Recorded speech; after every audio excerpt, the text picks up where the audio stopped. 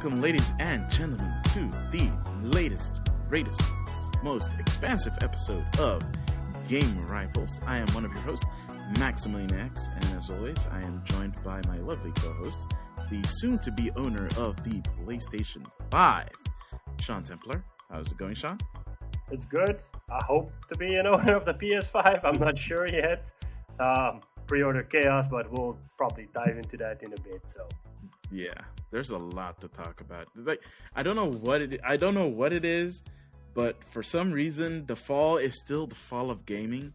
And yes, ladies and gentlemen, it is officially fall. Hopefully, wherever you are, the weather is still nice because here it is turning into Wettsville. So, let's just dive right into things. Last week, as well, I think it's almost 2 weeks now since of this recording, PlayStation had a showcase. it did. And they showed off more footage of games. They showed off footage of games that didn't have footage before, like, what's it called again? Demon's Souls. It looked very sleek. I think they had, like, overpowered. They had the OP mode on because everything that the player interacted died in one hit for the boss at the end. They also showed off actually, you know what? This is what they kicked off with. Final Fantasy 16, As I Live and Breathe. So I did not hear about the rumors beforehand because I don't like spoiling myself, whether I think it's real or fake or whatever. So I did not see this coming. When I saw it, I legit thought it was something Final Fantasy 14 related, like some kind of additional content. A lot of people thought it was an expansion for Final Fantasy 14 because it looked a bit like the same style, and it was also being emulated on a PC. And it is technically being made, at least by the same creative team that has worked on Final Fantasy 14. It has, I think, one of the lead story guys from Final Fantasy 14 on it, and one of the lead character designers. So that's why they look like it's from 14. It's from the same team making it. So they're working on Final Fantasy 14 and also on Final Fantasy 16, which we haven't seen something like this happen in the Final Fantasy lineage since the Final Fantasy Tactics Advanced team worked on Final Fantasy 12. So that's pretty big. And I'm going to be honest with you, I thought it was pretty underwhelming. It did nothing to me. I saw it and I thought, like, wow, really? I'm not surprised. Final Fantasy 6? No, look. Besides that, I'm not into JRPGs. I mean, when they showed off Final Fantasy 15, that looked really amazing. That blew me away. And here it really felt like, wow, is this really going to... Which, by the way, started out as a spin-off of the 13 lineage. I know, versus 13. Yeah. But, like, it just didn't do anything because it looked so generic. I thought, like, whoa, is this really how they want to start the show? And to be honest, that's kind of how the show felt to me for the first half. I really had, like, really? Is this how we're going to do this showcase? You need to wow me, Sony. You're not wowing me right now. I'm just like, oh, yay. I don't know why, but yeah. Oh, my goodness. And that's coming from a PlayStation fan. I mean... Yeah, but you're not... It's fine. It's fine.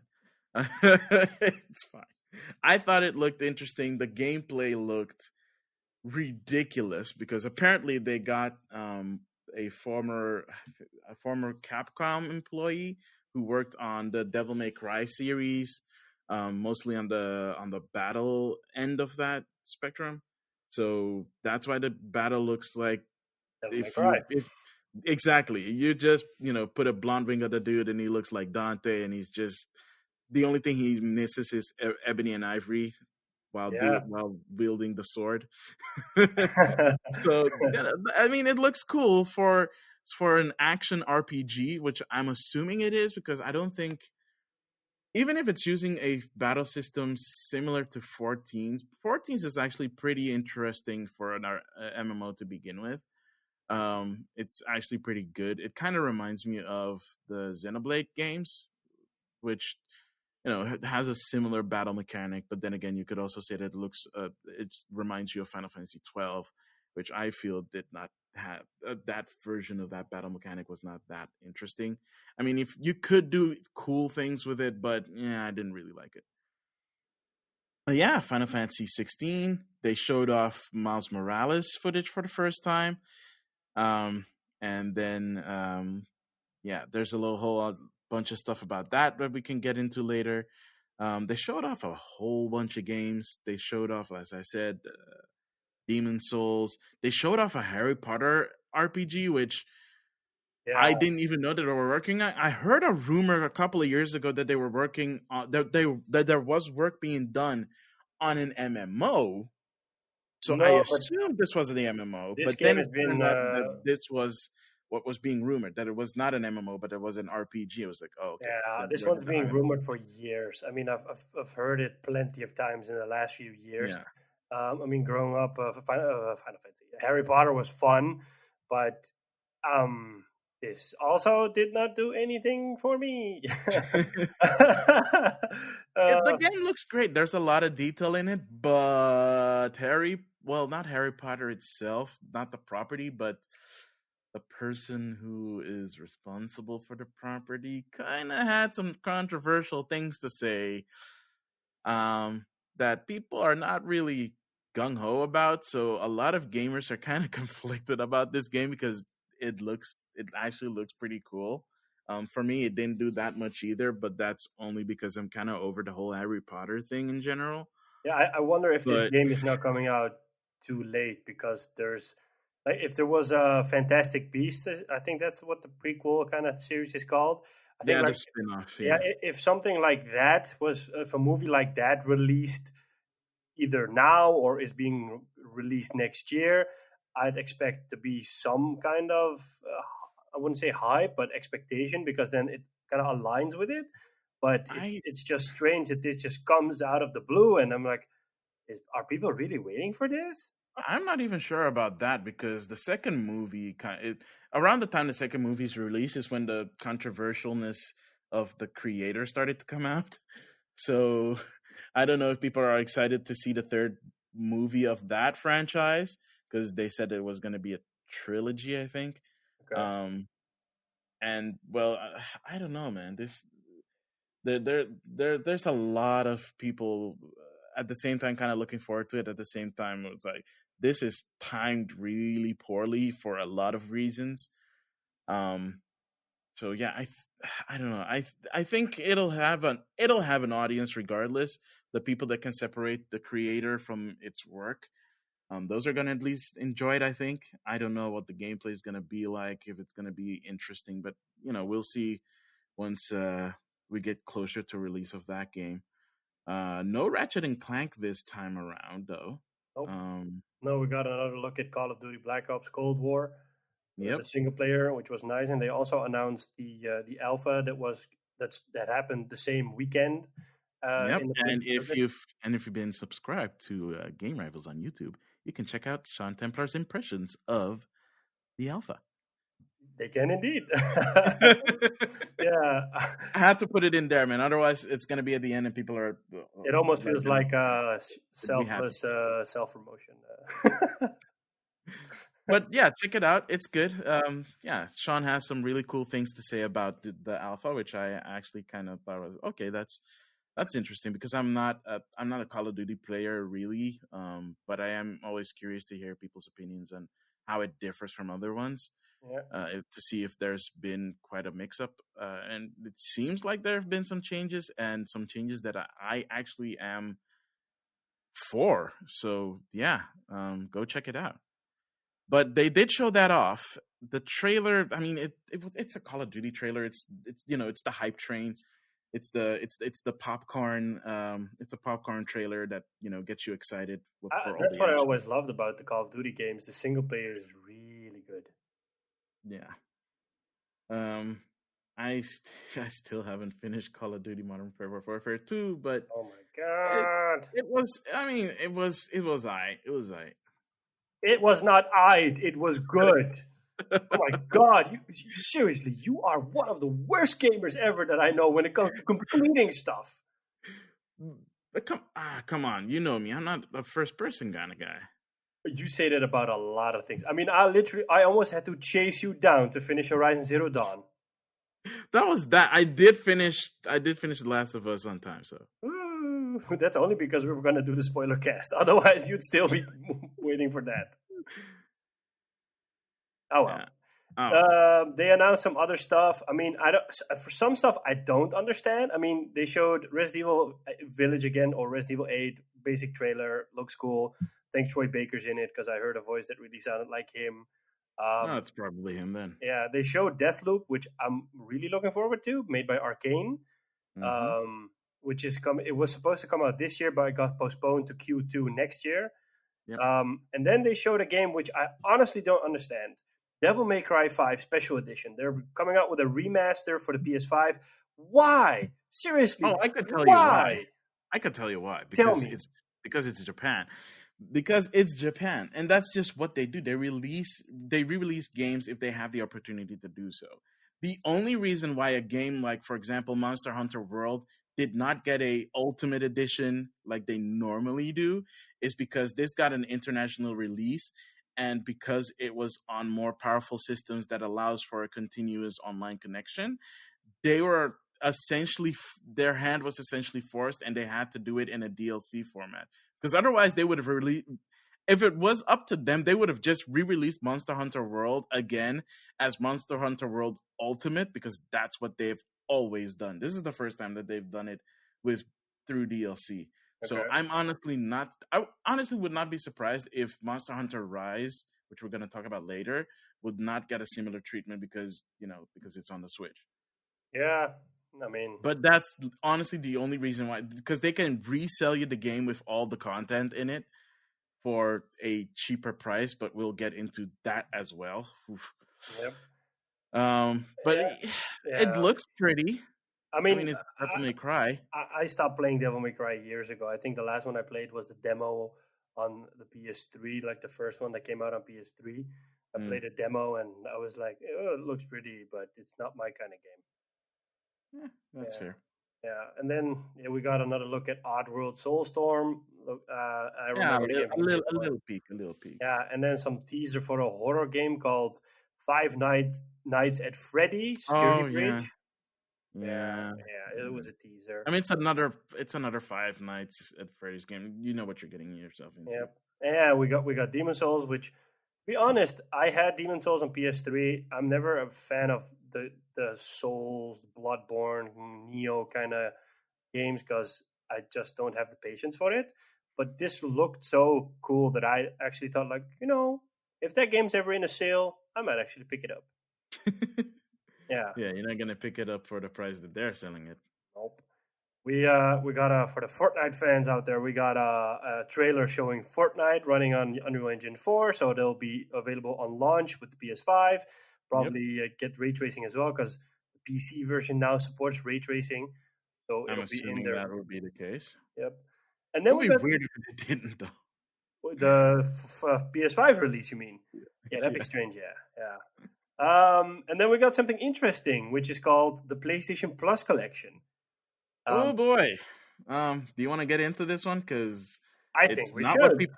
Because it's not what people think it is, Okay, I think people or at least expect it's it not to what be. people originally thought it was. Yeah, I think people expect it to be a Game Pass competitor, but initially I would say that it's not that because what they've basically done is they've curated a collection of games that were standout games for this generation. So, for Yeah. example, Uncharted 4, God of War, Fallout 4, Bloodborne, Mm-hmm. Days Gone.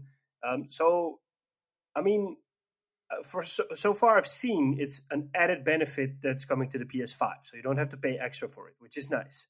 Kinda, sorta. But um, I don't. I think it's aimed at a specific group of people, Mm. and we're not that group because we both had a PS4. But I think this is in a way aimed at people, or like the primary audience would be the people that switch from an Xbox or the people that switch from a Switch. Aw. That basically they've missed Oh, out I on these. mean, No, I'm just laughing because of the joke. But Yeah. I think it's for them because they have been unable to experience these games, and for them, it's an opportunity to play these games. And I Yeah, mean, like, I'm assuming it's for them, and it's for people that basically skipped out the previous generation and are looking to getting into this generation. So I don't know. Maybe I mean it's for both, right? So you have the people that have never played PlayStation 4. You have the people that might be switching from Xbox to PlayStation because they look at, for example, the digital edition and say, "Oh, that's actually a pretty sweet deal. You're not giving up on the fidelity of the graphics or anything, even though you have to pay $100 more over the Series S." So to make it a lot more palatable for people that might be willing to invest in backwards compatibility on PlayStation 4, Sony with the PlayStation Plus collection is saying, "Whoa, slow your roll. You may not need to have to do that. We're going to give you some PlayStation 4 classics um for the time being. We don't really have a clear image of what that's going to look like, if this is going to be it. I'm assuming that they're going to add more games down the line, but that doesn't necessarily need to be the case, because if you heard Sean Templar mention a bunch of games that are exclusive to PlayStation or made by PlayStation themselves, one of the games of them is missing. And far be it from me to say that this is not what you think that it's going to be, but I think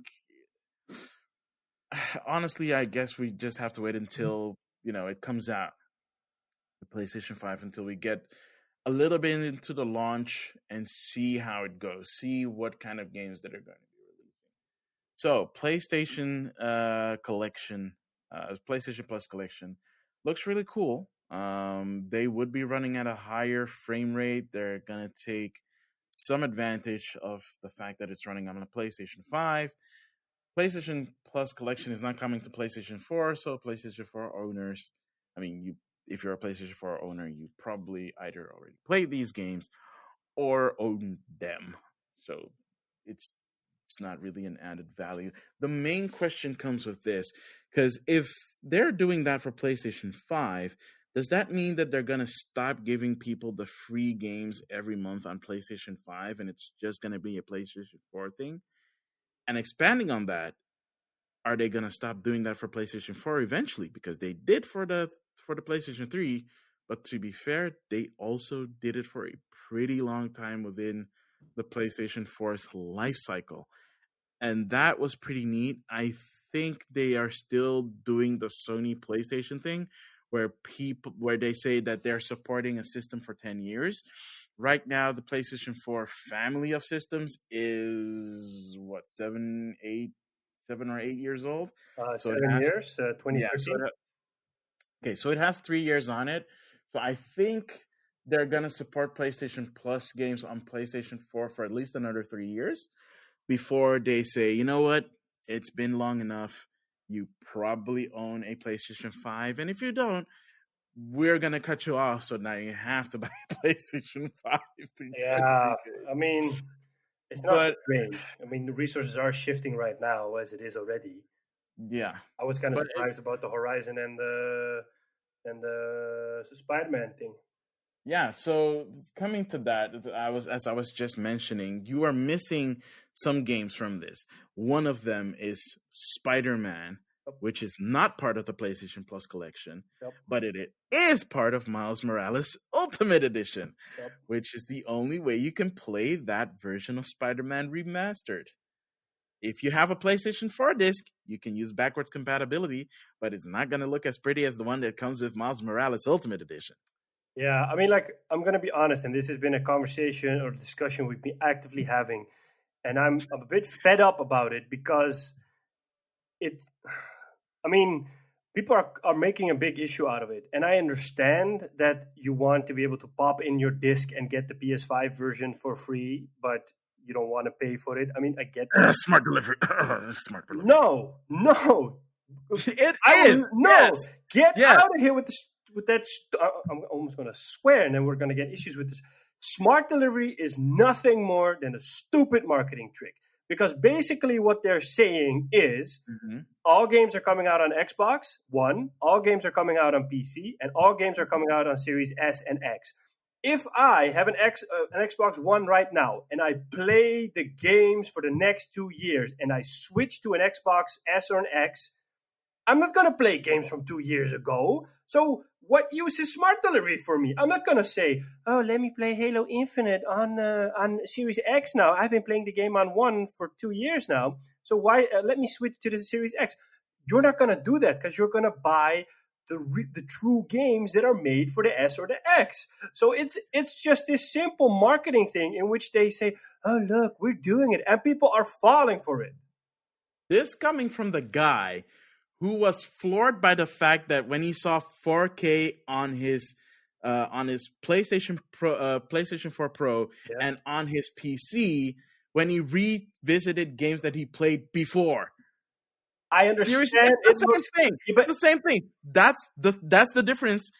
PlayStation is not doing that. It's offering minimal upgrades if you're using the backwards compatibility, but you have to pay extra if you want a remake. But that's something different because Sony in this case says, we're not going to make a smart delivery kind of label. We're giving the option to the developer. So if people want to do it, they can do it. So for example, Cyberpunk 2077 is going to do it. The Witcher 3, funnily enough, is going to get a next-gen upgrade. But for example, Madden is going to be like a window. So if you're out of the window, you're out of luck. So Sony leaves it up to the developers, which I understand. But this is something completely different that people are making such a big issue out of. The Spider-Man Remastered is basically a remaster of the whole game. It doesn't make sense for them to give that away for free because they've actually put time, money, and resources in. Here's the thing. I'm not even saying that you give it away for free, but at least give people that have been loyal to PlayStation the option to play that version once they pop in their disc. They can with backwards compatibility. But it's not the same as the you know what? And that's until that version comes out and we can have Digital Foundry compare it side by side. Yeah. This conversation doesn't go anywhere. But the only thing that I'm going to say about this point is that having people buy the Miles Morales, because here's the thing, you can buy Miles Morales on PlayStation 4, and if you then decide to upgrade to the PlayStation 5 version, that's free. But if you want the Spider-Man remake next to it to upgrade to the Ultimate Edition, then you suddenly have to pay $20 for it. So that makes even less sense. So why does that one get the free upgrade, but Spider-Man doesn't? Because Spider-Man is a game that came out a couple of years ago. Dude, that doesn't make sense. They're both coming out on PlayStation 4. You know what? It's fine. I still think that smart delivery is a smart move by Microsoft. You don't have to agree with that. I don't. But honestly, I think this is a point for Microsoft in that kind of regard. No, because smart delivery is the same thing like crossplay. Everybody was bitching and moaning about crossplay. And Sony said, we're not going to do it. And people kept on moaning. And then Sony eventually said, you know what? Fine. Here's crossplay. Nobody talks about crossplay now.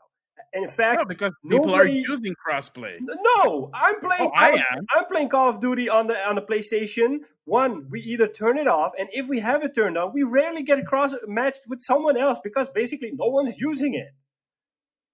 I mean, I get you use it on your Switch because that's a Switch, but I mean, watch it. The amount of issues people made of it compared to actual amounts of people using it sounds like way less. Same with backwards compatibility. People are making such a big deal out of backwards compatibility, but in the end, the amount of people that actually use backwards compatibility is so small that you're almost like, dude, why are you constantly whining about backwards compatibility, whereas you're not even using the feature? You know what? Fine, because we've had this conversation multiple times. I'm gonna lay it to the listeners at this point because I'm gonna put it on our Instagram, and if you listen to this on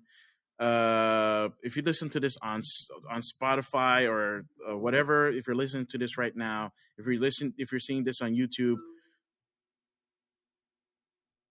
answer this question very simply.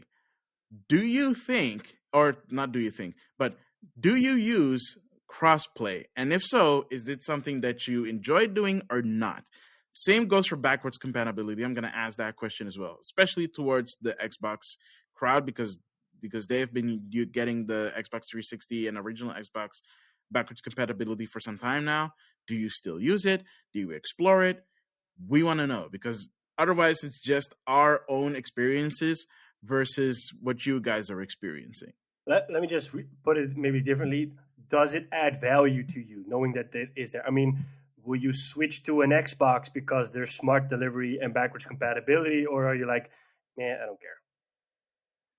Yeah, I'm curious. I want to know as well because I mean, this is a discussion we've been having with a couple of people for almost a whole week, and and I got to the point where I thought like, if one person, the next person that starts to talk about backwards compatibility, smart delivery, or Miles Morales, I will punch you in the face because I'm just fed up with it. I'm gonna be honest. Because I was just, for the most part, I was just like sitting back and enjoying the back and forth. Because you're a Nintendo guy. You don't have much to add to the conversation. I have plenty to add, but you just won't listen. So I just stopped trying. Yeah. It's called passion. Sure. But yeah, as this chaos has been railing on, so have other chaos has been railing on. Because they also announced the price for the PlayStation 5, and it was pretty much what we and the release date. It was pretty much what we predicted. It was going to be $399 for the digital version and $499 for the disc version, which makes sense. Here's the thing, though: the pre-orders were supposed to start on the 17th. Someone, I don't know who, and I don't know why, but I can tell you who and why. But I'm pretty sure that at least most gamers are glad that it kind of happened the way it did, even though initially people were angry. It went up a day early. From what I saw, Walmart jumped the gun and they said, we're going to do it right now. Because everybody had agreed. Sony said you can start pre-orders tomorrow. And everybody was in agreement with that. And then Walmart jumped the gun and said, no, we're going to do it right now. And then all the retailers eventually said, okay, we have to follow because we can't just sit by and watch. That was in the US. In the Netherlands, it started the day after. Yeah. But here you just see that if a retailer jumps the gun, then it's all out chaos, and then everybody just suits follow. It's almost like if he jumps off a bridge, everybody jumps off the bridge. I would call it a domino effect. Dang, Sean. That went dark. Why? I didn't say he died. I just said he jumped off the bridge. Anyways, it's coming out on the 12th of November in the US, Japan, Australia, Mexico, South Korea. The UK is I think with us. Really? Yeah. Oh, okay. And then a week later on the 19th. On the 19th, it's coming out in the rest of the world, except for China. They're still working on it. But yeah, and that's crazy. What else? They announced, and that was the surprise because I think nobody saw it coming. They ended it with the one more thing, to put it that way, and that was a teaser for God of War. And I don't know if it's going to be called Ragnarok, but it's like a super simple teaser. Ragnarok is coming, and it's coming out next year. Yeah, which is the surprise, I think. Because people keep calling it God of War Ragnarok, and I don't think that Sony has acknowledged that it's called that. Yep. They just said the next God of War. Yep. So they might go with that title. They may also not go with that title. So, don't get too attached to God of War Ragnarok. I actually wonder if it's going to come out next year because it feels too soon. Because all they showed was an animated title sequence, nothing more. No gameplay trailer. They did have the voice actor say, that the voice actor for Kratos say something, and that's it. So, and they said 2021. So, but that's I don't think it's going to be 2021. I think they're going to push it. Yeah. Nintendo fans got a PNG of Metroid Prime 4, and we're still years away from that coming out. So, So don't trust it when you only see a teaser and it's only a title screen, because I mean, Yeah, that's not coming out anytime soon. Sony hasn't. I mean, look at The Last of Us. That game got pushed 3 times or something like that. So Yeah. yeah. So. Oh, well. Yeah, but they weren't the only ones that are having pre-order chaos, because in that same, I think on the same day where the surprise pre-orders for PlayStation went live, that's when the pre-orders for the RTX 3080 went live, at least in the US. And oh boy, the scalpers had a field day, Oh my mostly god. because they knew when it was supposed to release. And from the reports that I've seen from other people's own accounts, it was they were there minute -10, and they were already seeing that the sites that they were wanting to try and get a pre-order from was slowing down, crashing the whole time, and not even 10 minutes after the hour, everything was sold out. I think it was sold out in literally a second because they used bots, a lot of Yeah, them. And a a lot of lot. people said I was constantly refreshing the NVIDIA site, and it literally went from notify me 1 second to out of stock the second after. So Yeah. people basically were unable to get it. And apparently, stock seems to be really low. NVIDIA has said that they're ramping up production, but they said that this issue could be there for months. I have Yep. two friends that pre-ordered it at a big retailer here in the Netherlands, and their one is like the 36th on the list, and the other one is the 90th on the list, and they Was have that retailer MediaMarkt? no alternate, which is kind of a big. Oh, okay. Okay, I know Alternate. Yeah, yeah. So what's cool is that they made a tool, and other websites have done it as well, where you can just fill in your order number and you can see what your position in the line is. Oh, that's cool. Yeah, and they ordered they call it AIB, so partner cards, and an Asus one, which is one of the better ones. I know that the Founders Edition is just sold out. Yeah, obviously. Yeah, and the 3090 came out this week, and it has the same issue.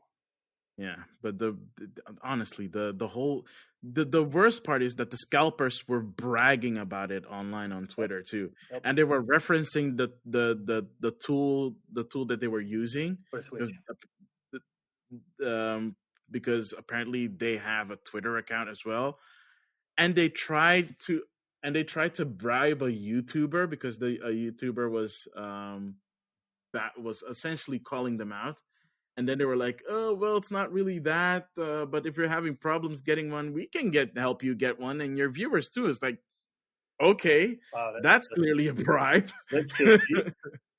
It's like, wow, really? No shame there at all. But the problem is that because there are no laws against scalping or using scalping tools, they can get away with stuff like I don't understand why they do it like with sneakers. Just do a raffle. Because you still have scalpers scalping it.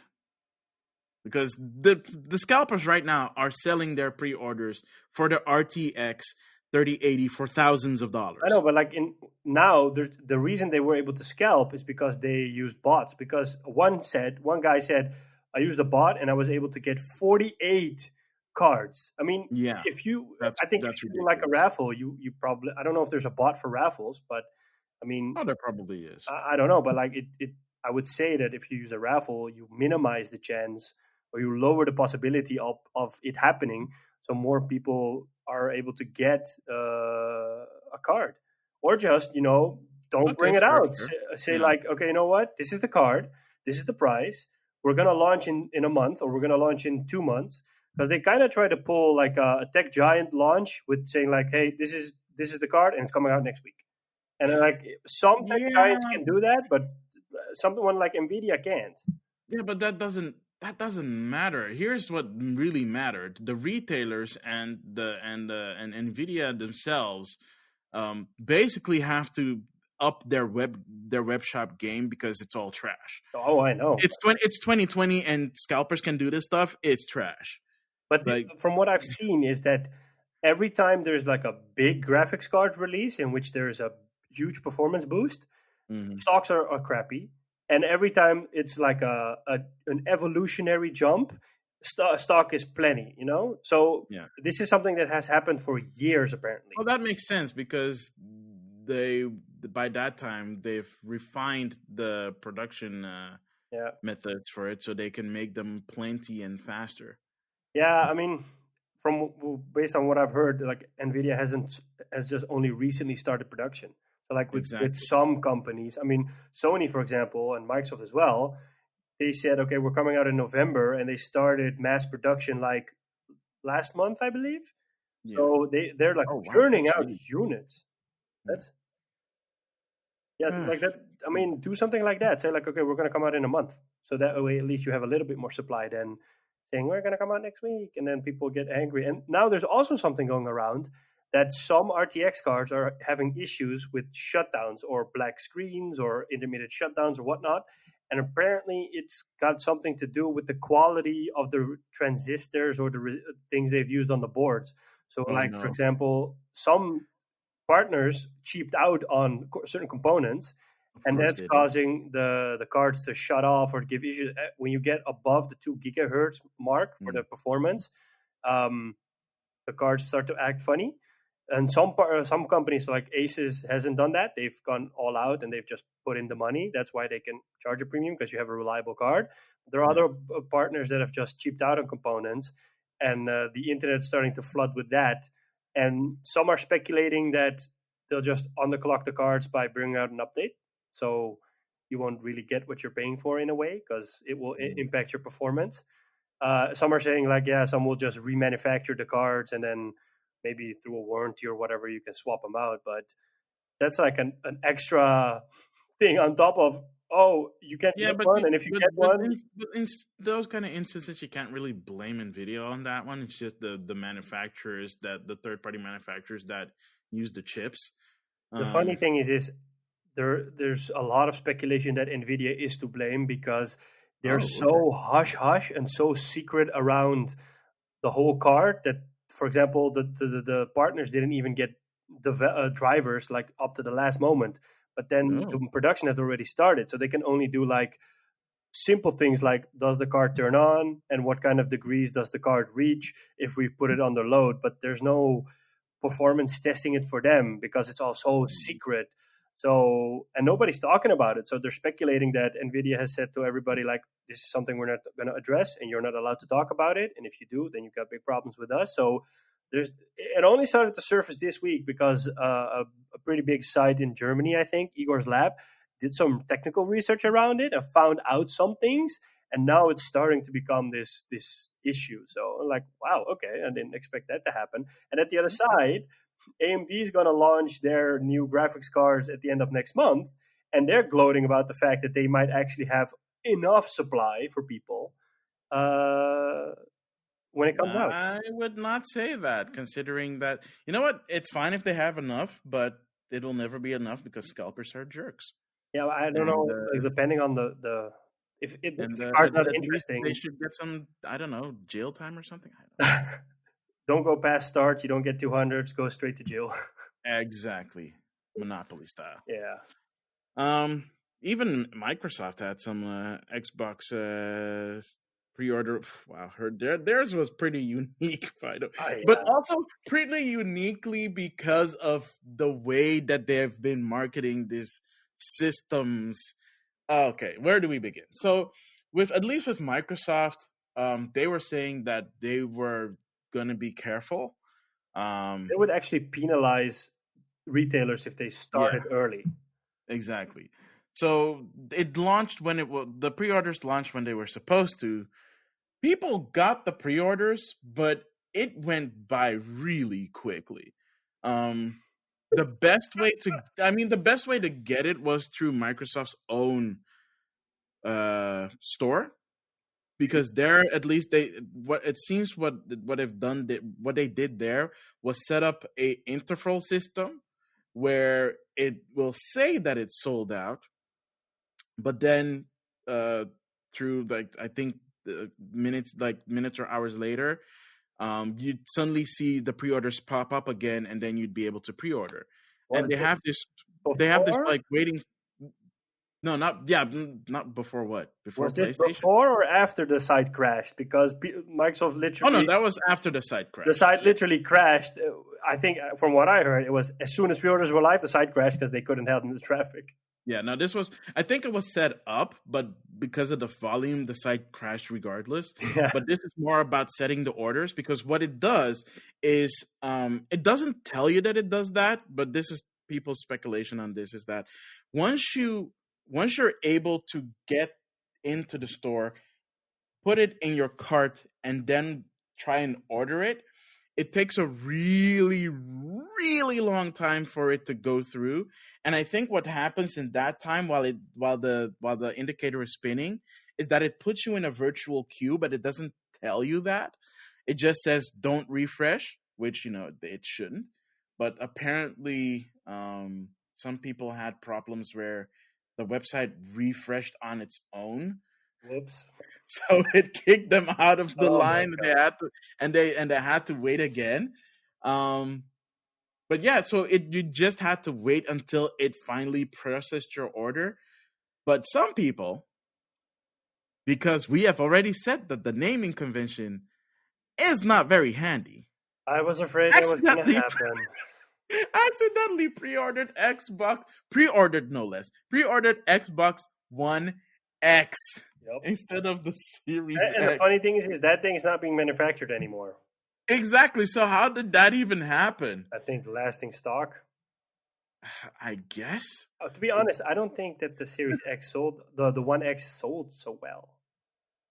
I know that they stopped manufacturing, but I also know that Microsoft was still selling them on their site. But the weird thing is what it was letting their pre-order on the pre-order day. So I think somewhere in the web code, lines got mixed, and of course people are like, "Is this the right one? There's an X in it, right? Wait, the other one had an X in it too." Whatever. Oh my Click. god. But I'm not sure if Microsoft is going to rectify it. I hadn't seen anything about it yet. Just a lot of people realizing that they bought Yeah. the One X. I know in the case of Sony never does this, so this was a kind of a unprecedented move. Sony went on to Twitter and said, "Hey, we messed up. We're sorry. We're going to make sure that new pre-orders will be available in the coming days, and we're also working around the clock to make sure that there's a lot more stock throughout the year instead of only on launch day." I mean, I just went to a retailer and I said, like, "Hey, what are my options?" And they told me the amount of digital editions and disc editions. I want the digital edition, so those were considerably less. So I said, "You know what? Hook me up." So I pre-ordered, paid my $50, and I hope I'll get it on day one. If I don't get it on day one, to be honest, and this sounds weird, I'm okay with it. I'm not gonna get into all kinds of shady moves just to get it. I'm not gonna race around the Netherlands just to get a digital edition. I'm all in on the digital edition. I want the digital edition, even if they say like, "Hey, we have the disc edition." No, I don't want that ugly, bumpy disc drive. I'm committed right now, okay? And I understand it's gonna suck because I'm gonna have to pay $80 for every game, but I'm committed. Yeah. And All if I right. don't get one, I'm So, gonna play Cyberpunk on PC. The launch day. so as we were talking, just for giggles, I was checking out one of the bigger gaming retailers in the Netherlands called Game Mania, and on the site it says you can pre-order the PlayStation 5, both models. I think you still have to do it in store, Yep, you can't do but it online. yeah, it does show it on the website. It doesn't show that it's sold out or anything. Just says, go to the store for your pre-order. But I think they're kind of jacking up the pre-orders because Robin, who was in the Last of Us spoiler cast, he actually went to the Game Mania that day of the pre-orders, and the guy at the Game Mania said, "I don't know how many pre-orders we have. I don't know what the stock is going to be. I can't tell you, so I can't guarantee you're going to get one on day one." Yeah, I mean that's basically what they always tell them to do, because Yeah, but like the media market, for example, says yeah. they said pre-orders, you can pre-order it, but the available units on launch, it will be scarce, so we can't guarantee you that you'll get one on day one. Probably not, but at least you'll be in line to get it because they're working off of a list. So Yeah, I mean, Game Mania works almost the same way. It's a first come, first serve in terms of pre-orders. So if you were able to get to your local Game Mania fast enough to to get into the official pre-order line. If your name is up there in the first 5-10 people, I'm assuming that you'll get one. The funny thing is they've been doing pre-orders for a year. Yeah, I know. I mean, they started last year. But here's the thing: Game Mania is very good at honoring those things. So if they had to plunk some money down to pre-order it when they did, they're honoring that. So. The better. Yeah. I mean, and by the way, this is for the American listeners. MediaMarkt is MediaMarkt, not Media Market. I've seen so many videos that were talking about the pre-orders in Europe and calling MediaMarkt Media Market. Where do you see the "et" behind the word? It's Media Markt. It's not that hard. Mart. But it's basically they just translate the word "mark" to "mark." And don't translate it. It's not like a weird foreign word. It's "mart," like Sharp Mart. No. In other news, something that did surprise us completely this week was, and this literally blew off my socks, and I'm happy that it happened. Well, I was in a fugue state for like a whole day. I think everybody, it almost felt like, what I loved about certain Battlefield games, I think it was Bad Company 2, that when a grenade would go off nearby you, you would hear this sound, and then you would just hear your ear ringing. And it felt like that the whole day. Like I'm just numbed and zoned out. I'm just hearing a sound in my ear, and I'm just thinking, whoa, what happened? Basically, what happened is Microsoft bought ZeniMax Media for $7.5 billion. Talk about a megaton. Yeah, and those who don't know ZeniMax, they are the parent company of Bethesda, so they get franchises such as Doom, Elder Scrolls, Starfield, Fallout, Wolfenstein. They also get Arcane, so Dishonored. They have like a bunch of studios. I think now Microsoft's stable has grown to 23 owned studios.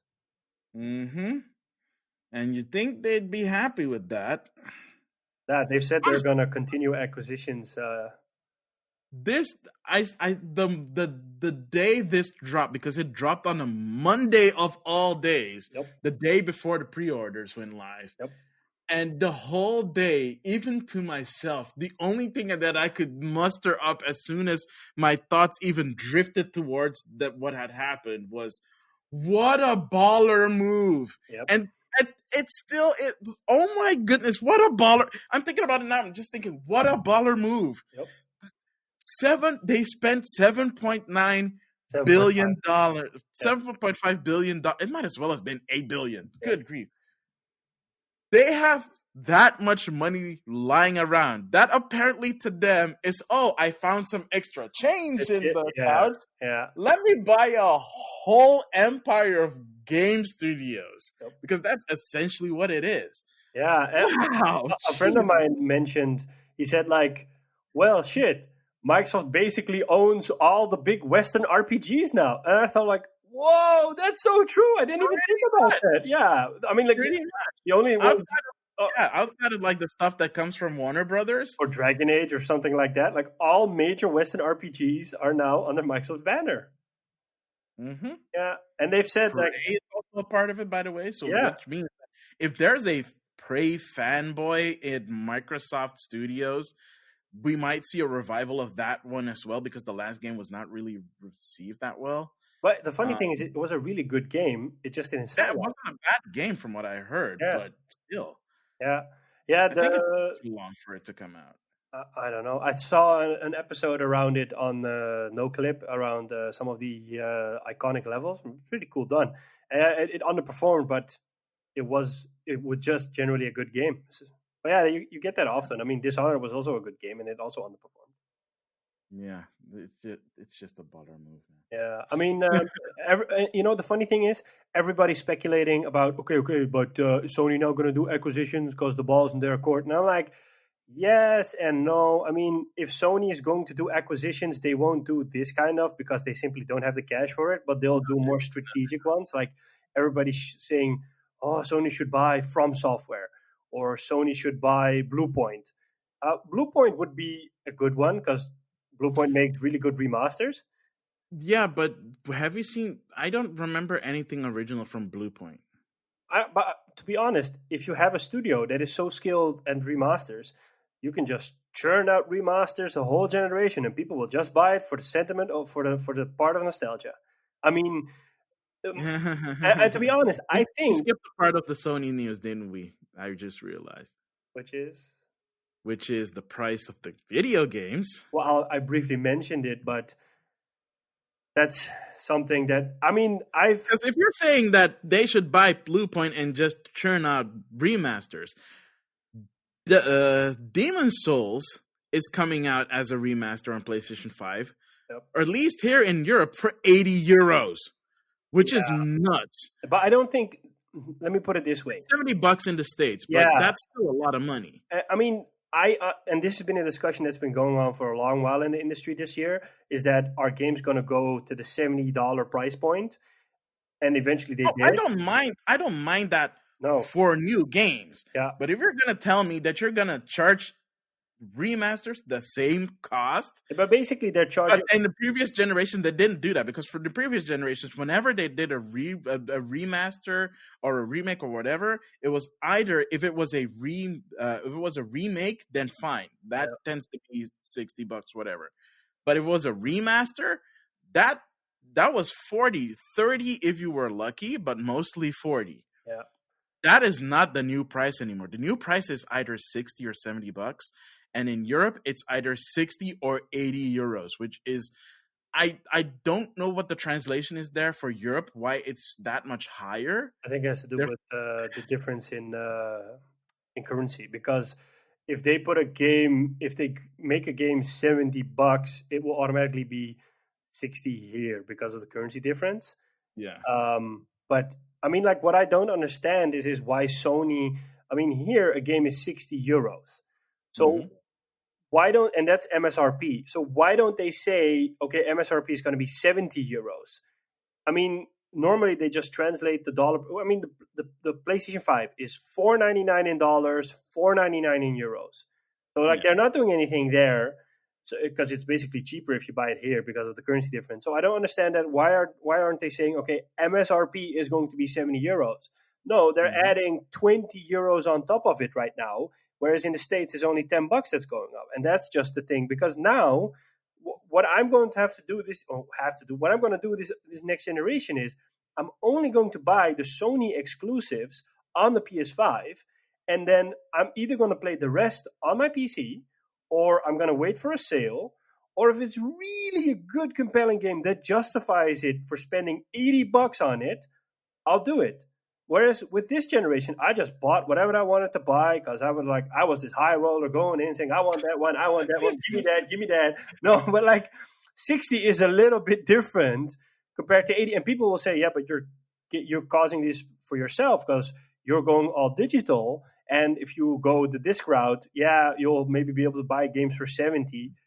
And I get that. Honestly, that's the other thing that I'm also kind of worried about, because the argument that people were having up until this point is that, well, at least if you buy the disc version, you can guarantee that you can get it used for cheaper. Yeah. But by how much?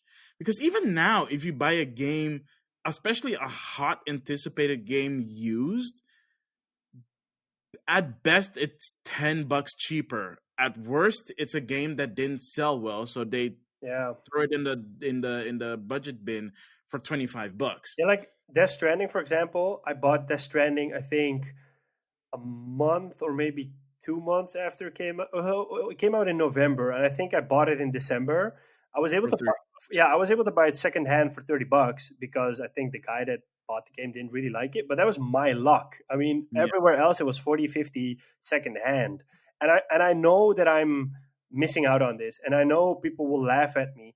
But to be honest, I'm just being honest. Yes, it's partially a looks thing. I think the digital edition is prettier. Secondly, because there's no disk drive in it, it will produce less noise. Because now when I pop in a disk in my PlayStation, it produces a lot of noise because it's constantly reading the disk.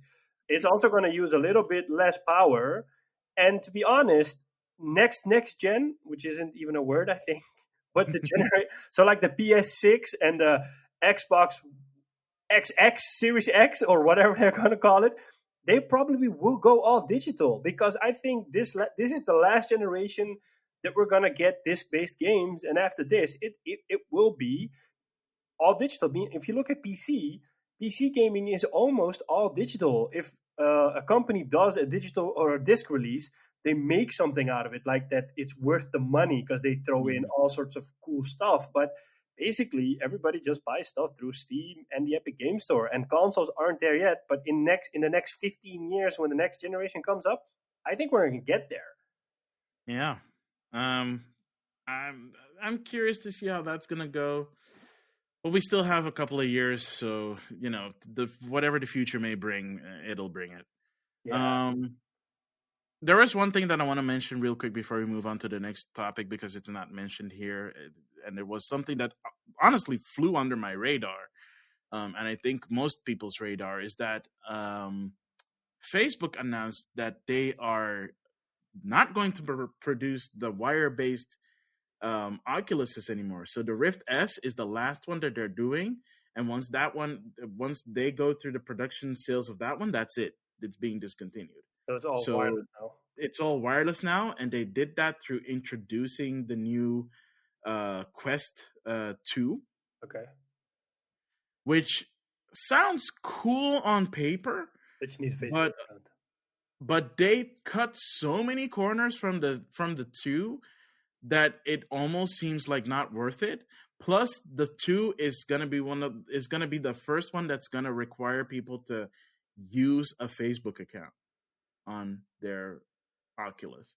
Now it doesn't, because if you have one now, you have until 2023, I think, until it's required. But if you buy a new headset like the Quest 2, it's required, which really sucks. And someone actually brought up a good point on another podcast, is that if you get into an argument on Facebook and that person reports you and your account gets shut down, that's it. Your game library on the Quest 2 gone. You won't have access to it anymore. Oh, you have to buy all the games through the Facebook. Because your account is blocked. So anything tied to the account is not accessible anymore, because you can't log in anymore. But you can only buy games for the Quest through Facebook? Yep. Whoa. Through the Quest store, yeah. Okay. Wow. So yeah, fun with that one. And also, apparently, the fidelity in the Quest 2 has been reduced dramatically. For example, in VR goggles, they have individual lenses, except for in the PlayStation VR. Mm-hmm. Yeah, it's going to do the PlayStation VR thing where it's just one display, and they emulate 2 screens. Okay. They also took out the IR sensors in the controllers for the Quest 2, so it's less accurate. Okay. So the price is, I think, still the same, which confounds me. So they cut corners, but the price is still the same. Maybe people will just have to switch to alternatives. I mean, or buy a Quest 1 used. Yeah. I mean, the only game I played on VR, I've only played VR once, and the only games I played were Beat Saber, and there's this epic, I think it's a tech demo, in which you can shoot, for example, and you can catch a bullet, and you can throw it back, and you can grab a robot, and then you can pull off his head. I don't know what it's called. I think it was a tech demo, and it turned off into kind of like a game, but it's not really a game. It's a VR experience. Yeah, something like that. I mean, I like Beat Saber. It's really cool. I actually saw that people use Beat Saber to work out, which is fun to see. But I'm pretty sure people that had a VR headset and were able to play Beat Saber, that's one of the ways they were keeping in shape during quarantine. Probably, yeah.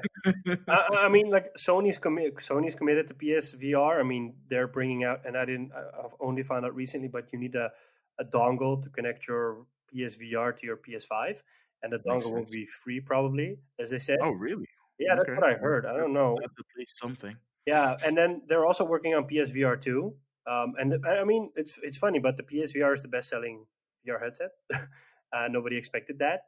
But, I mean, it lives or dies with the amount of games. And I feel that VR is just niche right now. And, I mean, there are good experiences out there, but it's just so small that, I mean, it's really hard to justify spending €400 on a VR headset Just if you Or 3,000 euros, or 2,000 euros plus on a good rig yeah. that can support, like, I mean, the like rare. if you're into stuff like racing games, I see some race YouTubers, for example, that play race sims. They use a VR headset. I get that. That's for immersion, and it's like a long term investment.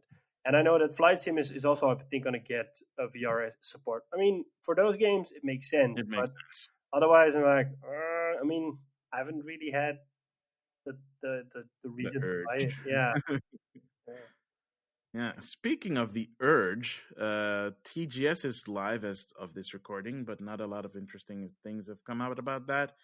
But I think if we'd be, doing it a disservice if we at least didn't mention it. But by the time that you're hearing this, TGS will be over. Hopefully, there'll be some interesting announcements coming from that.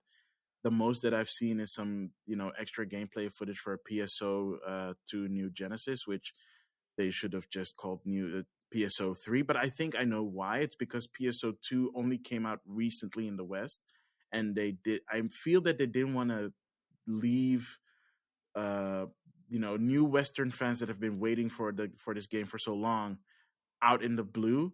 So they just said, you know what, we're gonna just call it New Genesis, but it's basically a new PSO, because your information, like your skills and stuff do not transfer over from 2, but you can choose to play either regular plain old 2 or New Genesis 2. Gameplay looks really cool. Looks really slick for for an MMO. The bit rate on that stream was kind of horrible, so the game didn't look that awesome, but the gameplay looked good. Other than that, I guess we'll see. If there's some interesting stuff, you can always find it on our Instagram, which is at Game Rivals. But if you want something that blew your mind away, I already mentioned it earlier in the podcast, but we had a Nintendo Partner Showcase. It's basically a monthly thing now. So this was the September one. And they started off running, pun intended, because we saw a dog running in a field and then through some torii gates. And then it showed up. The Hunter of Monsters, along with his Palico and his brand new assistant, the Palamute. And you can ride that puppy and kick some monster butt with it, because they announced Monster Hunter Rise, and it looked amazing, especially since it's a Switch exclusive. Which is to Yeah. say, it looked better than the last thing that they brought out, Monster Hunter Rise on Switch, which was, of course, the 3DS re-release of Generations Ultimate. And that one looked fine, but it was clearly an up-res PlayStation, good grief, Nintendo 3DS game. But Monster Hunter Rise looks properly next gen, and it's running on a modified version of the RE engine, Did you just which say it looks means properly next gen? yes, But the Switch is not a next gen console. no, but for a Monster Hunter game, it looked next gen. That's Okay. what Okay. because it looked out, with some geometry, with some lesser geometry detail aside, it looks pretty close to what we got in Monster Hunter World, except with maybe less vegetation, but with a lot of verticality going on and a lot of fancy footwork and a lot of fancy combat, thanks to the new item that you can use, the wire bug, um, which is an endemic life. If you're a Monster Hunter player, you know what that means. Endemic lives are basically creatures that you don't interact with, like the birds and stuff like that. But you can whip around like Spider-Man in midair, climb up walls, run across mountain ranges, and use that wire bug to do some really cool, badass moves. It kind of reminds me of the hunter arts in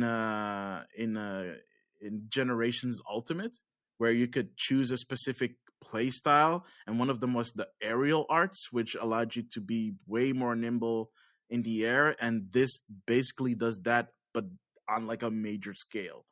which is really cool. And the fact that you can have, you know, two support characters and you can mix and match them. So you can have a Palamute and a Palico, or you can have two Palicos or two Palamutes. It's awesome. The Palamute is an attack-based support, and the Palico basically does what it always does in a more supportive role, so healing and stuff like that, and doing debuffs and buffs. And the Palamute is just straight up attacking. So you can have a 3-man party if you're playing single player, and if you're playing 4-player multiplayer, you can have one of them accompanying you. So basically, it's almost 8-player, but kind of not. But it's really cool. I really hope that there are people listening to the podcast that actually play Monster Hunter. Oh, there are. Basically, what you said is you might as well talk Japanese to me because I didn't understand a bit of it. I'm like, yeah. I have no idea what the hell you're talking about. But hey, Yeah, that's because you never played Monster Hunter, which is fine. The thing with Monster Hunter is you don't discover Monster Hunter. People introduce Monster Hunter to you and bring you into the fold, because the whole thing about Monster Hunter is the multiplayer. You can play the single player stuff, but the multiplayer is where it's at. And that's one of the things that Monster Hunter World did really well, is that you could have random people help you out, even to this day, which is a really cool feature, because if you're a beginning Monster Hunter player, if you don't have anybody to coach you or guide you, you'll fall off really quickly. Maybe I'll play it on the PS5 when I have the PS5 collection or the PlayStation Plus collection. Yeah, this one is never coming there. No, I mean Monster Hunter World is in the PlayStation. Oh, World, yeah. I don't think that one is coming to the collection, though. Monster Hunter World? I don't think so. They announced it was in the collection. Wait, it was? Yeah. Oh, right, you did. They didn't announce Iceborne. Yeah, it's the normal one, the not expansion. All right, I mean, sure. I mean, if there's like cross-gen co-op, we could probably do that as well. But we haven't heard anything about stuff like that, so I don't know. But they showed up. I don't know if it's available for PlayStation collection. Yeah. But there will be games that support cross-gen, such as Black Ops Cold War will support cross-gen multiplayer.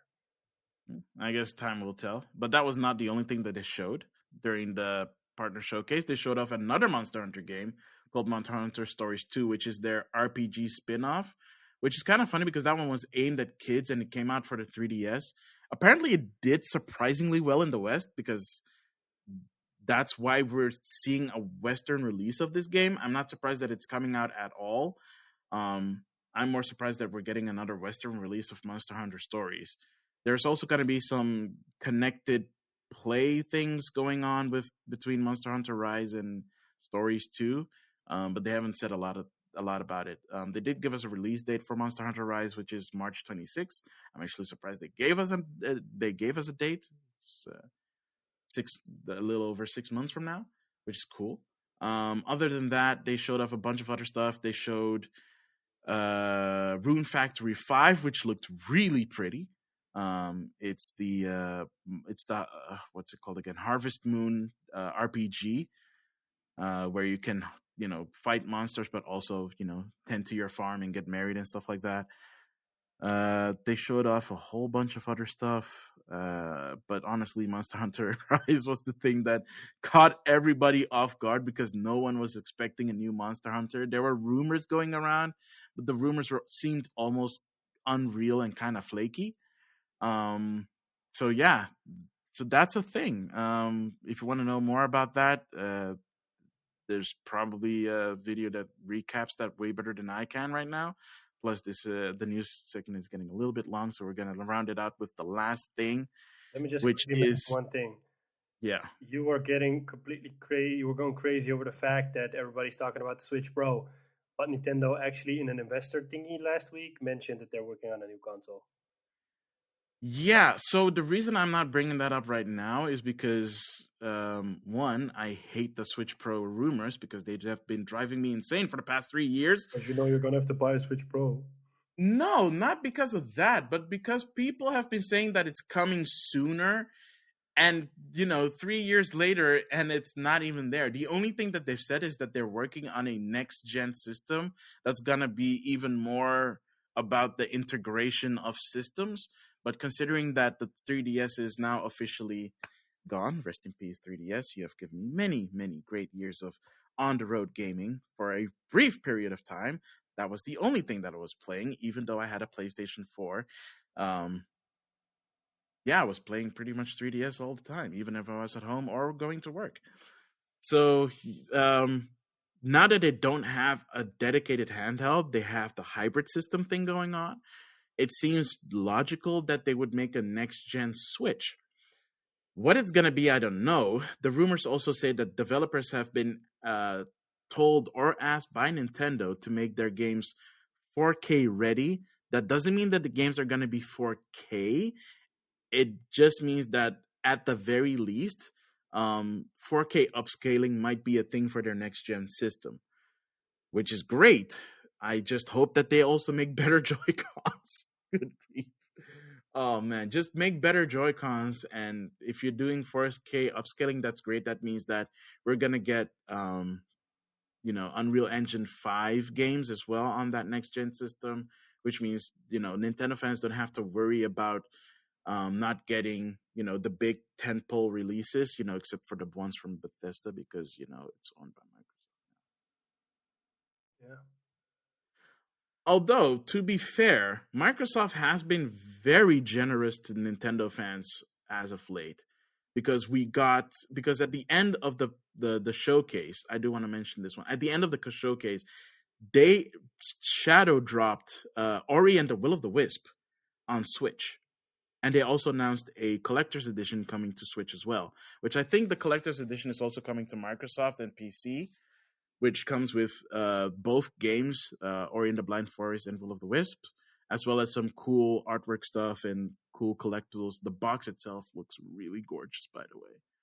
But nobody was expecting Will of the Wisp to drop, especially considering the fact that when Ori and the Blind Forest released on Switch, they said that there was no way that that Will of the Wisp was going to come out on Switch at all, because the deal with Microsoft was only to do up until Ori and the Blind Forest. But considering the fact that they technically don't own the IP, the developers do. The developers basically had probably like a year grace that they had to have the game out on Microsoft systems for at least a year before they, release it on other platforms. And I guess that year is up. So yeah, that was really cool. Nice. That was a real nice thing of them. I mean, the fact that Banjo-Kazooie is a playable character in Smash is also one of these things. And when they bought Obsidian had already announced that there was a Switch version of The Outer Worlds coming, for better or worse. It did come out. And plus, they also said they were honoring the contracts that Bethesda already had with PlayStation with regards to Deathloop, because Deathloop and Ghostwire are timed exclusives on PlayStation 5, and they're going to honor that. So Ghostwire and Deathloop won't be appearing on any Xbox systems anytime soon, but once that exclusivity is up, it'll show up on there as well, obviously. So who knows? I mean, Doom Eternal is still supposed to come out on Switch. The developer said that they're working on it and it's looking great on Switch, but they haven't showed hide nor hair of the Switch version. But it's still coming. So maybe it's tied to the next gen Switch. We haven't heard hide or hair of Breath of the Wild. The only thing we know is that we're getting Age of Calamity, which looks gorgeous. But who knows what Microsoft's gonna do? Microsoft is more in getting people to buy their games and get into their ecosystems.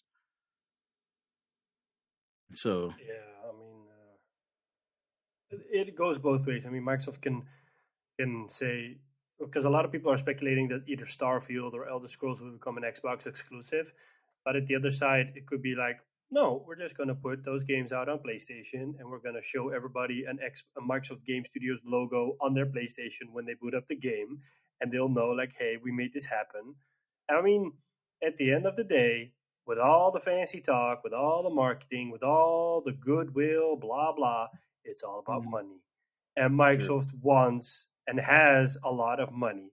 So I get the argument of those games being exclusive, But at the other side, I think they're just going to release those games or either make timed exclusive of those games. But in the end, those games will come to PlayStation because it's just good business and it gives them a lot of money.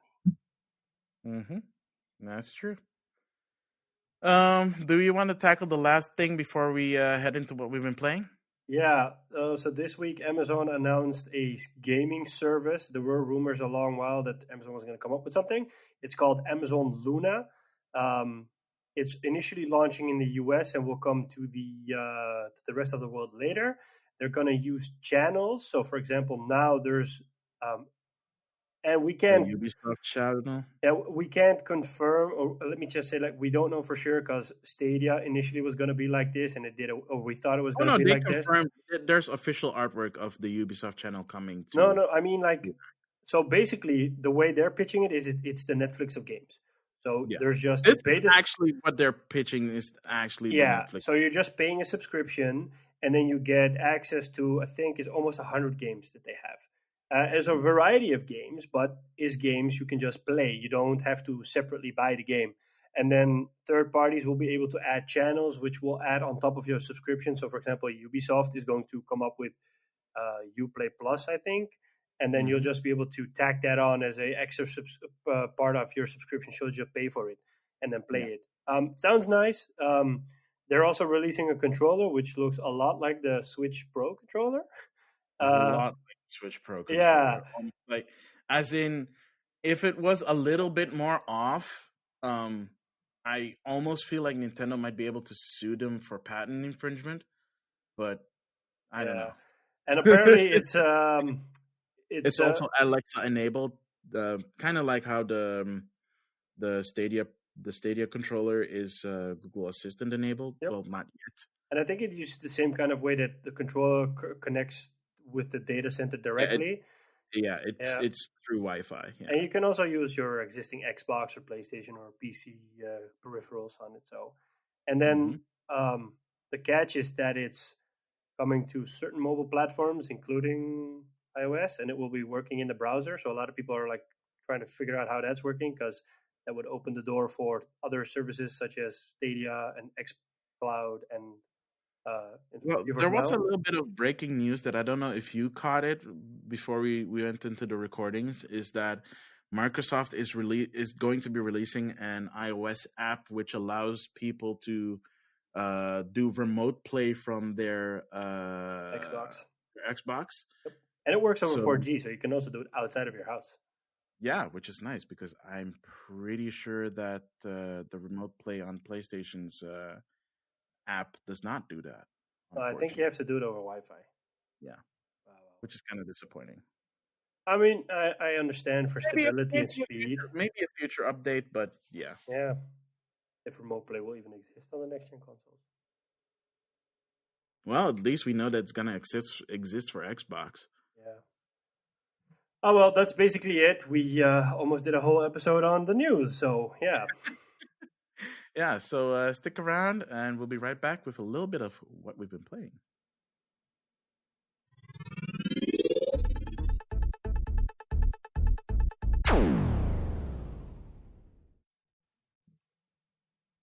Alrighty, so normally I would say, welcome to our second segment, What Have You Been Playing? But we just haven't been playing a lot lately, so we're just gonna cut it short and probably just say that, hey, because we did an hour 15, an hour 20 about the news, we're just gonna leave it at that. Yeah, I mean the only thing that I played was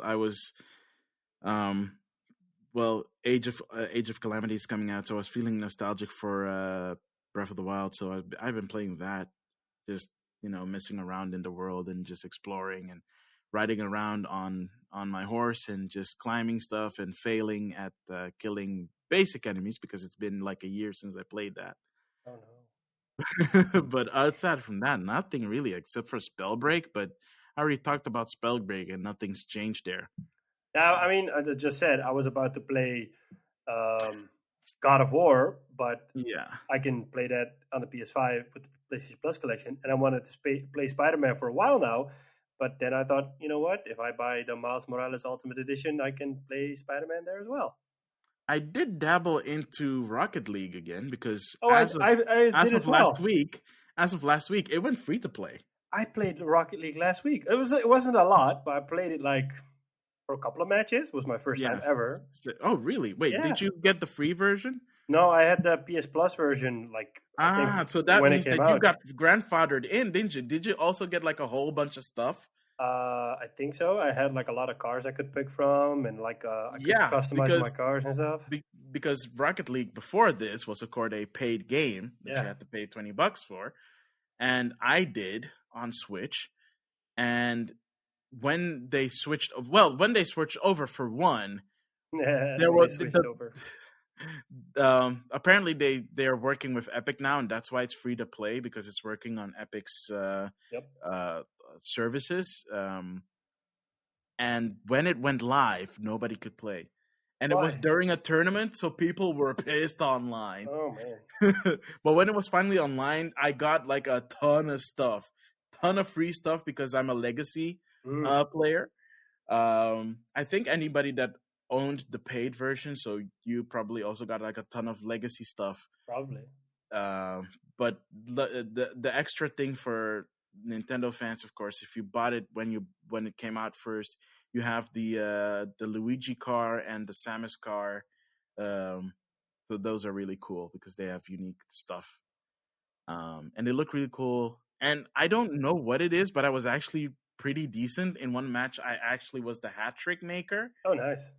so I scored 3 goals in one match, I only was able and to score one goal. and then one match I was dropped into a match already in progress and losing hard. So, there was no chance in recovering there. But it was fun. I don't know what kind of magic Panic Button has been doing lately with Rocket League, but it looked really good and I was playing in handheld mode. I know they added a performance and quality mode, but I was playing in performance mode because I want 60 frames. And it just looks really pretty, even on handheld. It's like really pretty. I want to play it on my TV, but I haven't been able to do that yet. But I wow, I I want to tackle that again. I like briefly played a little bit of Star Wars Jedi Fallen Order because I haven't finished that. But for some reason, the game started to stutter and all sorts of stuff. And I'm playing it on PlayStation, on my PS4 Pro. So eventually, I just switched over to. So you can either do 4K mode or like 1080p, but then with 60 FPS. So I Yeah, so switched over performance and to quality mode. Yeah, yeah, and I switched over to 1080p with 60 FPS, and it was so strange because I'm used to 4K 30, and now it was 1080p 60. So like the and it was characters moving smooth all as butter. smooth and so fast, and like whoa, it felt strange. But I don't know if it's an issue with the game or with my TV, but because of the HDR, some areas look so dark, and Hmm. I just couldn't see things. So eventually, I thought like, okay, this is one of those games I'm just gonna have to play at night Yeah. to be able to see anything. But I've like played it for an hour or something. It's not really worth mentioning. I hope to play it a little bit more in the coming week so I can mention it properly at what I have been playing. Yeah. Yeah, I mean, hopefully by then we'll have a bit more to talk about. Like I said, it's the fall of games. There are a bunch of games that are about to come out in the next coming weeks, not to mention next gen launches in November. So, Sean Templar, will you do the honors? I will. So, as always, thank you very much for listening. There are a lot of ways you can reach out to us. Please do. So, we have a Twitter at game_rivals_. You can also tweet at Maximilian, which is at Maximilian. We have a email address. You can just get into contact with us, or if you want to share feedback or anything, gamerivalsfeedback@gmail.com. We have an Instagram page at Game Rivals, and we're doing a lot more on Instagram, so don't forget to follow and like there. That's also the quickest way, I think, to reach out to us. We also have a YouTube channel, and Maximilian mentioned it, but I made a short video on my impressions on Star Wars, no Star Wars. Call of Duty. Yeah, the Call of Duty, Cold Black War, Ops Cold War Alpha. or COD Blops Cold War. Wow. Yeah, that. So you can definitely check that out on our YouTube channel. We will also put the link in the description. And then we're always available on all podcast platforms. So we're on Anchor, Spotify, Apple Podcast, Overcast, you name it, we're there. A cool feature of Anchor is that you can drop us a voice message. So, for example, in either the app or in the link in the description, you can just send us a voice message. You don't have to create an account for that. You can just reach out to us and, hey, we might be able to feature you as a game rival. I think I got it all there, right? Yeah, and don't forget to give us 5 stars on whatever platform you're listening to us, because that'll allow us to come up more in the rankings so that more people will discover us. So please do. And that's basically it. Yeah. That's it. I have and always will be Sean Templar. And I have and always will be Maximilian X. And we'll catch you on the next one. Laters.